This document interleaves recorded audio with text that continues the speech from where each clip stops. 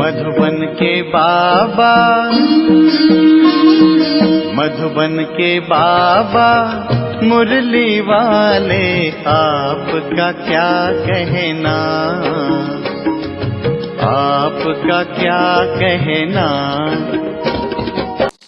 ओम शांति। आज 27 सितंबर 2021 के साकार मधुर महावाक्य हैं। आज मीठे मीठे बाप दादा बोले, मीठे बच्चे, योग बल से ही तुम्हें अपने विकर्मों पर जीत पाकर विकर्माजीत बनना है। आज मीठे बाप दादा ने कहा कि योग बल से ही तुम्हें अपने विकर्मों पर जीत पाकर विकर्माजीत बनना है। और बाबा ने आज हमसे प्रश्न पूछा है कि कौन सा ख्याल पुरुषार्थी बच्चों को भी पुरुषार्थहीन बना देता है। और उत्तर में बाबा हमें समझा रहे हैं कि अगर किसी पुरुषार्थी को ये ख्याल आया कि अभी तो बहुत समय पड़ा है, पीछे गैल्प कर लेंगे, परंतु बाप समझाते हैं, बच्चे, मौत का समय निश्चित थोड़ी है। कल कल करते मर जाएंगे तो कमाई क्या होगी। इसलिए जितना हो सके श्रीमत पर अपना और दूसरों का कल्याण करते रहो। समय का सोचकर पुरुषार्थहीन मत बनो। और आज मुरली का गीत है ओम नमः शिवाय, ओम शांति। यह बच्चों को समझाया गया है क्या कि निराकार साकार बिगर कोई कर्म नहीं कर सकते, पाठ बजा ही नहीं सकते। रूहानी बाप आकर ब्रह्मा द्वारा रूहानी बच्चों को समझाते हैं, योग बल से ही सतो प्रधान बनना है और विश्व का मालिक बनना है। यह बच्चों की बुद्धि में है कि कल्प कल्प बाप आकर राजयोग सिखाते हैं ब्रह्मा के द्वारा, क्योंकि ब्रह्मा तन में आते हैं ना बाबा, तो ब्रह्मा के द्वारा ही वो हमें कल्प कल्प आकर राजयोग सिखाते हैं। क्योंकि बाबा ने कहा ना कि निराकार साकार के बिना कुछ नहीं कर सकता। और आदि सनातन देवी देवता धर्म की स्थापना करते हैं, अर्थात मनुष्य को देवता बनाते हैं। मनुष्य जो देवी देवता थे, पावन थे, सो अब बदल 84 जन्मों बाद पतित बन पड़े हैं। भारत जब पारसपुरी था तो पवित्रता, सुख, शांति सब था। यह 5000 वर्ष की बात है। तिथि तारीख सहित बाप सारा हिसाब किताब समझाते हैं। इनसे ऊंच तो कोई है ही नहीं। झाड़ व सृष्टि, जिसको कल्प वृक्ष कहते हैं, उनके आदि मध्य अंत का राज भी बाप ही बैठ समझाते हैं। भारत का जो देवी देवता धर्म था वह अब प्राय लोप हो गया है। सिर्फ चित्र जरूर हैं। भारतवासी जानते हैं कि सतयुग में लक्ष्मी नारायण का राज्य था। भल शास्त्रों में भूल कर दी है, जो कृष्ण को द्वापर में ले गए हैं। बाप ही आकर भूले हुए को रास्ता बताते हैं। उनको कहते हैं मुक्ति, जीवन मुक्ति का गाइड। सर्व को मुक्ति, जीवन मुक्ति देने वाला एक ही है। भारत जब जीवन मुक्त है तो बाकी सब आत्माएं मुक्ति धाम में हैं, इसलिए उनको कहा जाता है मुक्ति, जीवन मुक्ति दाता। रचयिता एक ही है, सृष्टि भी एक ही है, वर्ल्ड की हिस्ट्री, ज्योग्राफी भी एक ही है जो रिपीट होती है। सतयुग, त्रेता, द्वापर, कलयुग और फिर होता है संगम युग। कलयुग है पतित, संगम है पावन। सतयुग होगा तो पहले जरूर कलयुग का विनाश होगा और विनाश के पहले स्थापना होगी। सतयुग में स्थापना नहीं होगी। भगवान आएगा तब जब पतित दुनिया को पावन बनाना है। अब बाप सहज युक्ति बताते हैं कि देह सहित देह के सब संबंध तोड़ देही अभिमानी बन बाप को याद करो। और बाप है भक्तों को फल देने वाला। भक्तों को ज्ञान देते हैं पावन बनने के लिए। सबको पावन बनाने वाला है योग। ज्ञान सागर मुख से आकर ज्ञान सुनाते हैं, पतितों को पावन बनाते हैं। इस समय सब आत्माएं पतित बनी हुई हैं, इसलिए बाप को बुलाते हैं, क्योंकि बाप बिगर तो कोई पावन बना न सके। अगर पतित पावनी गंगा है तो फिर पतित पावन सीताराम कहकर क्यों बुलाते हो? बुद्धि कहती है कि परमपिता परमात्मा जरूर फिर नई दुनिया की स्थापना और पुरानी दुनिया के विनाश के लिए आएगा। कल्प वृक्ष की आयु भी होती है। जो चीज जड़ जड़ीभूत हो जाती है उनको ही तमो प्रधान कहते हैं। न्यू वर्ड नहीं कहेंगे, यह है आयरन एज वर्ड। यह सब बातें बुद्धि में बिठाई जाती हैं औरों को समझाने के लिए। बाबा कहते हैं कि घर घर संदेश देना है। ऐसे नहीं कहना है कि परमात्मा आया है, क्योंकि वो विश्वास ही नहीं करेंगे, है ना। तो बाबा कहते हैं युक्ति से समझाना है। बोलो, दो बाप हैं, लौकिक और पारलौकिक। दुख के समय पारलौकिक बाप को ही याद किया जाता है। सुख धाम में कोई परमात्मा को याद नहीं करता। सत्युग लक्ष्मी नारायण के राज्य में सुख, शांति, पवित्रता सब कुछ था। बाप का वर्षा मिल गया, फिर पुकारे क्यों? बाबा कहते जब सब कुछ मिल ही गया तो फिर बच्चे क्यों पुकारे? इसलिए सत्युग में कोई याद ही नहीं करता। बाबा कहते वहां सुख ही सुख है।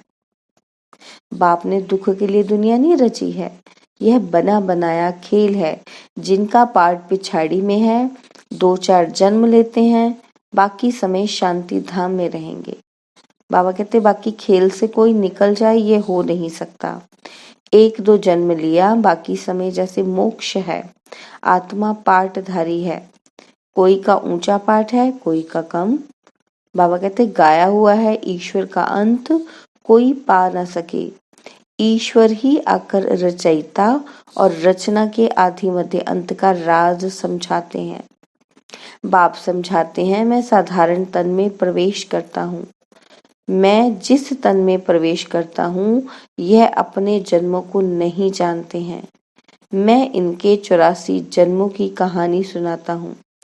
कोई भी पार्ट चेंज नहीं हो सकता। यह बना बनाया खेल है। यह किसी की बुद्धि में बैठता नहीं। बुद्धि में तब बैठे जब पवित्र होकर समझे। बाबा कहते हैं ज्ञान बुद्धि में बैठना आसान नहीं है। जब बुद्धि पवित्र होगी तभी ये ज्ञान भी समझ आ सकता है। बाबा कहते हैं कि अच्छी रीति समझने के लिए 7 रोज भट्टी में पढ़ें। भागवत आदि भी 7 रोज रखते हैं। कोई 7 दिन में अच्छी रीति समझ लेते हैं, कोई तो कह देते हैं कि हमारी बुद्धि में कुछ भी नहीं बैठा। बाबा कहते ऊंच पद नहीं पाना होगा तो बुद्धि में कैसे बैठेगा? अच्छा फिर भी कल्याण तो हुआ ना। जो भी सुना तो बाबा कहते कल्याण तो हो गया। प्रजा तो ऐसे ही बनती है। बाकी राज्य भाग्य लेने में मेहनत है। बाप को याद करने से ही विकर्म विनाश होंगे। अब करो व ना करो। करना ना करना किसके हाथ में है? वो हमारे हाथ में है। बाबा कहते हैं परंतु बाप का डायरेक्शन है, प्यारी वस्तु को याद किया जाता है ना। भक्ति मार्ग में भी कहते हैं कि हे पतित पावन आओ।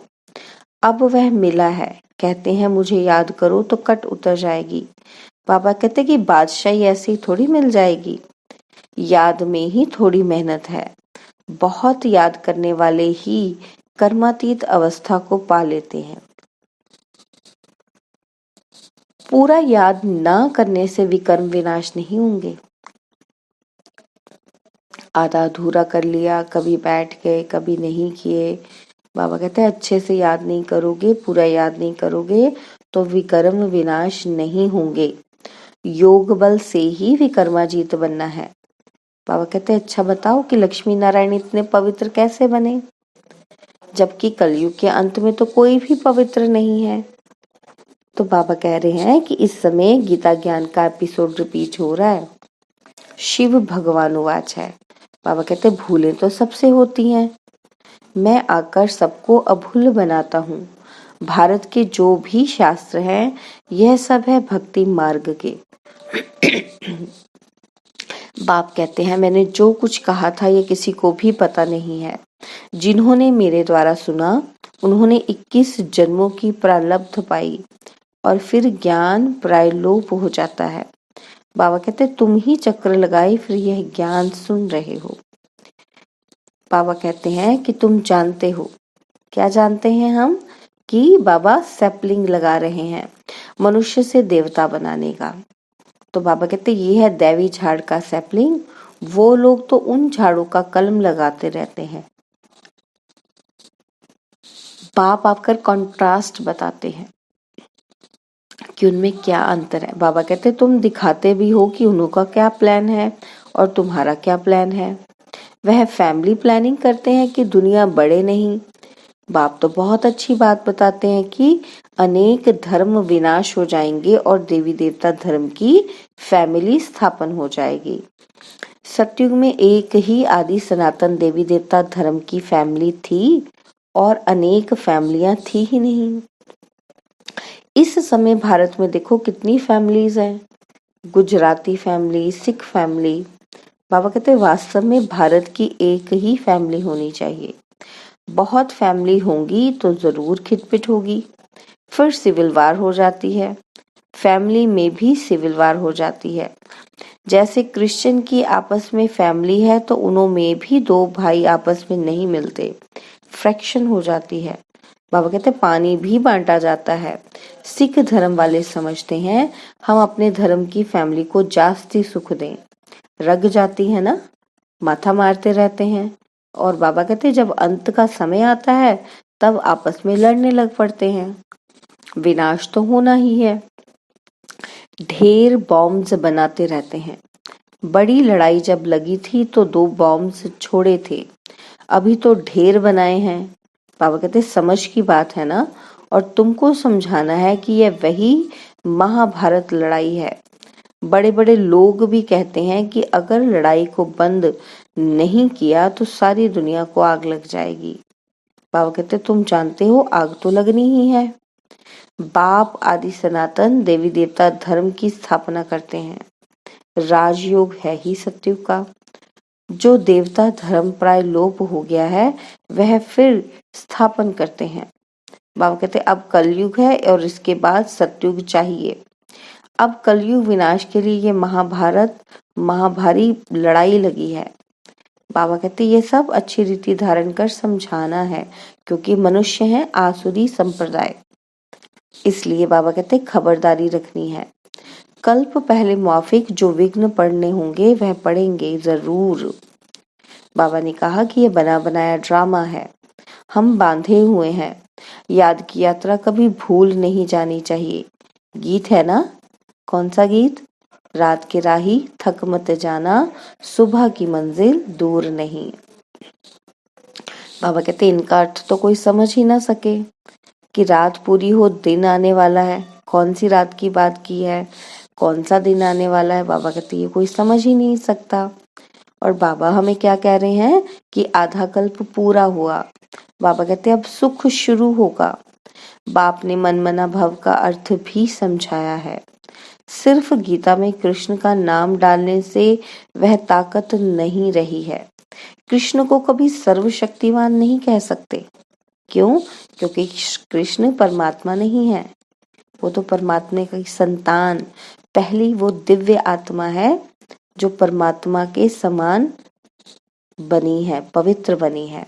तो बाबा कहते फिर भी कृष्ण को सर्वशक्तिवान नहीं कह सकते, वह तो पूरे 84 जन्म लेते हैं, इसलिए गीता में वह ताकत नहीं रही है।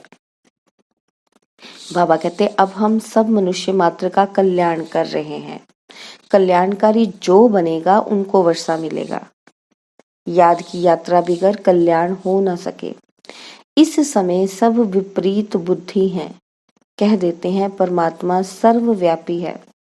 बाबा कहते तुमको समझाना है कि वह बेहद का बाप है। बेहद के बाप से ही भारतवासियों को बेहद का वर्षा मिला है। भारतवासियों ने ही 84 जन्म लिए हैं। बाबा कहते अभी तुम प्रैक्टिकल में देखते हो कि ज्ञान तो तुम सुनते ही रहते हो।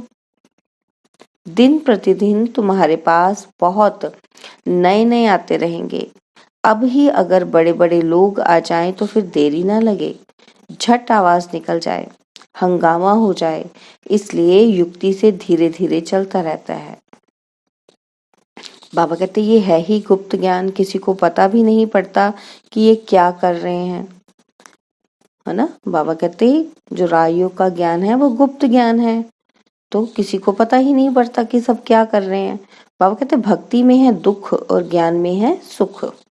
रावण के साथ तुम्हारी युद्ध कैसी है यह तो तुम ही जानो, और कोई जान ना सके। रावण कौन है? रावण हमारे ही तो विकार हैं, हमारे ही तो पुराने संस्कार हैं जो हमें परेशानियां दे रहे हैं। तो उनके साथ में कैसे डील कर रही है तो हम ही जानते हैं ना।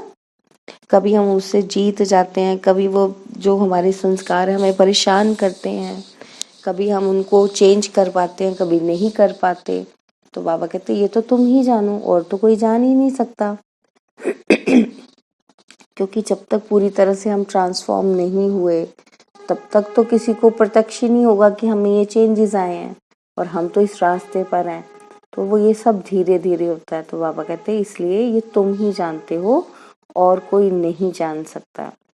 भगवानुवाच, क्या कह रहे हैं भगवान कि तमो प्रधान से सतो प्रधान बनना है तो मुझे याद करो, तो पाप विनाश हो जाएंगे, वैसे नहीं विनाश होंगे। बाबा कहते पवित्र बनो तो साथ ले जाएंगे, मुक्ति तो सबको मिलनी ही है, सब रावण राज्य से मुक्त हो जाएंगे। तुम कहते हो शिव शक्तियां ब्रह्मा कुमार कुमारियां ही श्रेष्ठाचार्य दुनिया स्थापन करेंगे। परमपिता परमात्मा की श्रीमत पर कल्प पहले मुआफिक, जैसे बाबा ने पहले कल्प में श्रेष्ठाचार्य दुनिया स्थापन की थी, बाबा कहते बिल्कुल वैसे ही अब फिर से मैं वो नई दुनिया स्थापन करने आ रहा हूँ। 5000 वर्ष पहले श्रेष्ठाचार्य दुनिया थी, यह बुद्धि में बिठाना चाहिए। मुख्य पॉइंट्स जब बुद्धि में धारण होंगी तब याद की यात्रा में रहेंगे। कोई समझते हैं कि अभी टाइम पड़ा है, पीछे पुरुषार्थ कर लेंगे। बाबा कहते हैं परंतु मौत का नियम थोड़ी है, कल मर जाएं तो। बाबा कहते इसलिए ऐसे मत समझो कि अंत में गैल्प कर लेंगे, उसको कवर अप कर लेंगे। बाबा कहते ये ख्याल और ही गिरा देगा। जितना हो सके पुरुषार्थ करते रहो। श्रीमत पर हर एक को अपना कल्याण करना है, अपनी जांच करनी है कि कितना बाप को याद करता हूँ और कितनी बाप की सर्विस करता हूँ। रूहानी खुदाई खिदमतगार तुम हो ना। बाबा कहते तुम रूहों को सैल्वेज करते रहो। रूह पतित से पावन कैसे बने उसकी युक्ति बताते हैं। कृष्ण को याद करने से विकर्म विनाश नहीं होंगे। वह तो प्रिंस था, उसने प्रारब्ध भोगी, उनकी महिमा की भी दरकार नहीं है। देवताओं की महिमा क्या करेंगे? बाबा कहते हाँ बर्थडे तो सब मनाते हैं। बाबा कहते ये कॉमन बात है, बाकी उन्होंने क्या किया, सीढ़ी तो उतरते ही आते हैं। अच्छे व बुरे मनुष्य तो होते हैं, हर एक का पार्ट अपना अपना है। ये है बेहद की बात। मुख्य टालियां गिनी जाती हैं, बाकी पत्ते तो अनेक हैं, उनको कहाँ तक तुम गिनती करते रहेंगे। बाप समझाते रहते हैं क्या कि बच्चे मेहनत करो, सबको बाप का परिचय दो तो बाप से बुद्धि योग जुट जाए। बाप कहते हैं सभी को कहो पवित्र बनो तो मुक्ति धाम में चले जाएंगे। दुनिया को थोड़ी पता है कि महाभारत लड़ाई से क्या होगा। बाबा कहते ये यज्ञ रचा है क्योंकि नई दुनिया चाहिए। हमारा यज्ञ पूरा होगा तो सब इस यज्ञ में स्वाहा होना ही है। अच्छा, मीठे मीठे सिकिलदे बच्चों प्रति माता पिता बाप दादा का याद प्यार और गुड मॉर्निंग। रूहानी बाप की रूहानी बच्चों को नमस्ते। हम रूहानी बच्चों की रूहानी बाप दादाजी को दिलवा जान सिकवा प्रेम से नमस्ते। ओम शांति। प्यारे बाबा, मीठे बाबा, मेरे बाबा, शुक्रिया बाबा, शुक्रिया बाबा, शुक्रिया बाबा। धारणा के लिए मुख्य सार है। पहला पॉइंट है कि सच्चा सच्चा खुदाई खिदमतगार बन सभी रूहों को सैल्वेज करने की सेवा करनी है, सबका कल्याण करना है, सबको बाप का परिचय देना है। सेकंड पॉइंट है प्यारी से प्यारी वस्तु यानी कि बाप को प्यार से याद करना है। बने बनाए ड्रामे पर अटल रहना है, विघ्नों से घबराना नहीं है। वरदान है मैंपन के बोझ को समाप्त कर प्रत्यक्ष फल का अनुभव करने वाले बालक सो मालिक भव। मैंपन के बोझ को समाप्त कर प्रत्यक्ष फल का अनुभव करने वाले बालक सो मालिक भव। जब किसी भी प्रकार का मैंपन आता है तो बोझ सिर पर आ जाता है, लेकिन जब बाप ऑफर कर रहे हैं कि सब बोझ मुझे दे दो, आप सिर्फ नाचो उड़ो, तो फिर ये क्वेश्चन क्यों कि सर्विस कैसे होगी, भाषण कैसे करेंगे। आप सिर्फ निमित्त समझकर कनेक्शन पावर हाउस से जोड़कर बैठ जाओ। बाबा कहते दिल शिकस्त नहीं बनो, तो बाप दादा सब कुछ स्वतः करा देंगे। अगर दिल शिकस्त बन गए तो फिर हमने तो ये समझ लिया कि मैं कर रहा हूँ, तो फिर मैं तो गड़बड़ स्थिति में हूँ, तो गड़बड़ हो जाएगी। तो बाबा कहते हैं दिल शिकस्त नहीं बनो। अगर दिल शिकस्त नहीं बनेंगे, बाप पर पूरा विश्वास रहेगा, तो बाप दादा सब कुछ स्वतः करा देंगे। बालक सो मालिक समझकर श्रेष्ठ स्टेज पर स्थित रहो तो प्रत्यक्ष फल की अनुभूति करते रहेंगे। और स्लोगन है ज्ञान दान के साथ साथ गुण दान करो तो सफलता मिलती रहेगी। ओम शांति। चमत्कार